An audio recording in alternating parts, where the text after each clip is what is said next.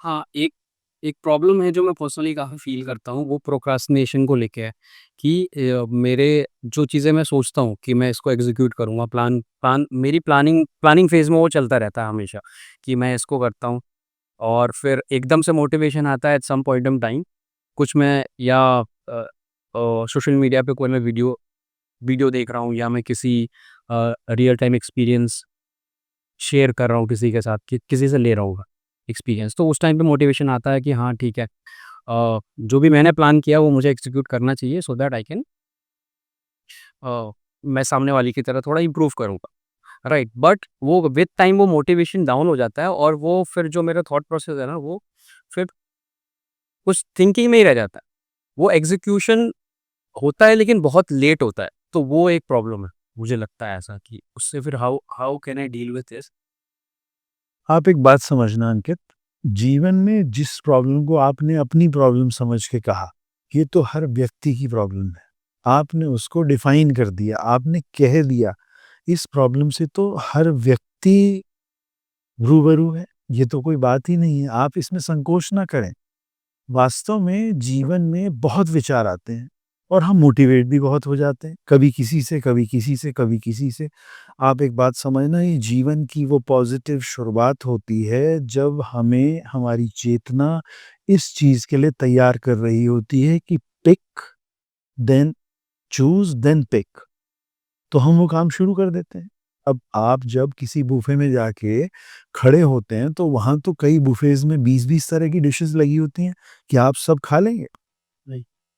तो आप तो वही 2-3 ही खा सकते हैं। तो आप क्यों परेशान हो रहे हैं? आपके पास तो बहुत कुछ आ रहा है मटेरियल, आप इंटरैक्ट भी हो रहे हैं, कभी आपको चावल की खुशबू आ रही है, वेज बिरयानी बनी, कभी आपको जो है दाल मखनी की अलग महक है, जब कचौड़ी बनती है उसकी महक ही अलग है, जब आटे की पिन्नी बनती है तो वो खाने का मन करता है। और अभी आप चाइनीज़ के स्टॉल के पास जाइए तो वो सॉसेज़ आपको खींचना शुरू कर देती हैं। तो इसमें आपकी क्या गलती? तो मन है, जा रहा है, जाने दीजिए।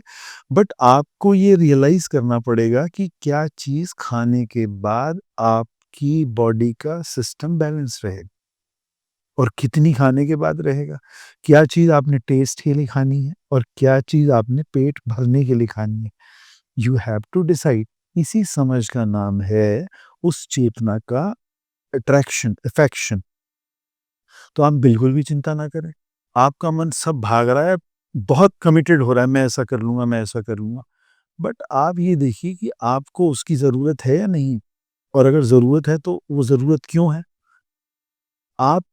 आपने किसी एथलीट को देखा, वो बहुत अच्छा दौड़ रहा है, आप भी दौड़ते हैं।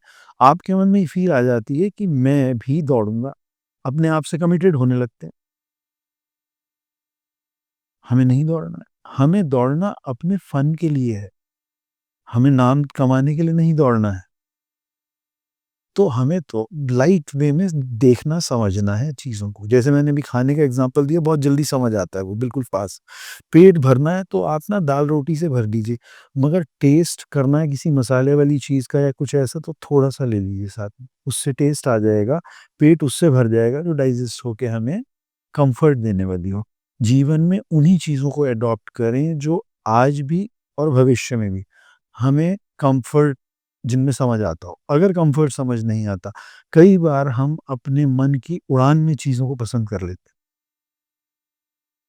हम हमारा बजट 7-8 लाख रुपए का है, हमारे पास 5 लाख रुपए हैं। हमें 10 लाख की गाड़ी भी लोन पे मिलती है, 15 लाख वाली भी मिल जाएगी और 20 लाख वाली भी 5 लाख देके मिल जाएगी। अब 20 लाख वाली देख के मज़ा तो आएगा, बट हमें उसकी जो इंस्टॉलमेंट्स जानी है, उनकी कैलकुलेशन करके हिसाब लगाना होगा कि आज हम क्या कर सकते हैं। इसी का नाम समझ है। समझ के साथ अपने मनोभावों को व्यवस्थित करना। कभी भी जब कोई मनोभाव बहुत तेज़ उठता है, उस वक़्त बैलेंस हो जाइए और इमीडिएट डिसीज़न नहीं लेना। ये भी नहीं कहना कि हाँ, मैं ऐसा करूँगा। नहीं, नहीं। आके बैठिए रात को घर, विचार करिए, 2 मिनट शांत बैठिए, 100% आप वही करेंगे जो सही होगा। ओके। सर, अभी आपने बोला कि कंफर्ट ज़ोन जहाँ जिसमें आपको कंफर्ट मिले, तो फिर अक्सर हम जब बात करते हैं आउट ऑफ कंफर्ट ज़ोन जाने की, आउट ऑफ मतलब अगर आपको if you have to achieve something new और समथिंग जहाँ पे आपको जो आपकी चाह है, जैसे अगर मेरे को कुछ अचीव करना है तो मुझे अपने कंफर्ट ज़ोन से बाहर निकलना पड़ेगा और वहाँ पे कहीं न कहीं एक जो हर्डल आता है वो आता है फिज़िकल लेज़ीनेस का।